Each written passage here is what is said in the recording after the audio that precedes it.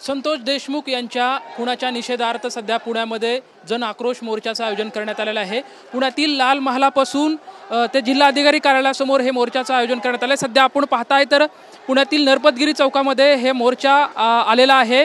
हातामध्ये फलक घेऊन जोरदार घोषणाबाजी या मोर्चेकरांच्या माध्यमातून करण्यात आलेली आहे। या मोर्चामध्ये संतोष देशमुख त्यांचे कुटुंबीय सामील झाले आहेत। त्याचबरोबर ती जरांगे पाटील असतील, खासदार सोनवणे असतील, त्याचबरोबर ती आमदार सुरेश अण्णा धस आहेत, संदीप भैया क्षीरसागर आहेत, असे राजकीय मंडळी या मोर्चामध्ये दाखल झालेले आहेत आणि संतोष देशमुख यांना न्याय मिळाला पाहिजे अशी मागणी या मोर्चाच्या माध्यमातून करण्यात येत आहे। जोरदार घोषणाबाजी करण्यात येत आहे। खरं तर बीड येथे अभूतपूर्व मोर्चा झाल्याच्या नंतर लातूर आणि परभणी या ठिकाणी मोर्चाचं आयोजन करण्यात आलं होतं आणि आज याच धर्तीवरती पुण्यामध्ये सुद्धा ह्या मोर्चाचं आयोजन करण्यात आलं आहे। खास करून जे संतोष देशमुख यांच्या खुनातील आरोपी आहेत ते पुण्यामध्येच त्यांचं कनेक्शन आहे, कारण की वाल्मिक कराड हा पुण्यामध्ये CID ऑफिसमध्ये सरेंडर झालेला होता। त्याचबरोबर ती सुदर्शन घुले असतील, सुधीर सांगळे असतील, हेही पुण्यामधून यांना अटक करण्यात आलेलं आहे। विशेष म्हणजे ह्या आरोपींचं पुण्याचं एक वेगळं कनेक्शन आहे। आज हा मोर्चा आता थोड्याच वेळामध्ये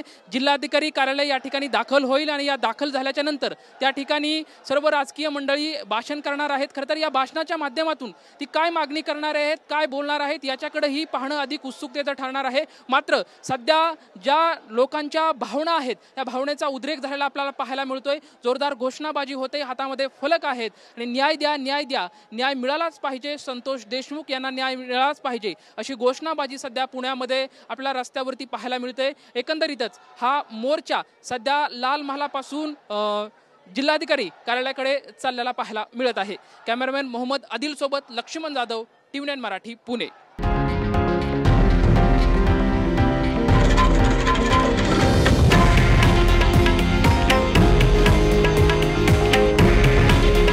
हे आहे देशातील नंबर 1 न्यूज नेटवर्क आणि आपण पाहत आहात TV9 मराठी।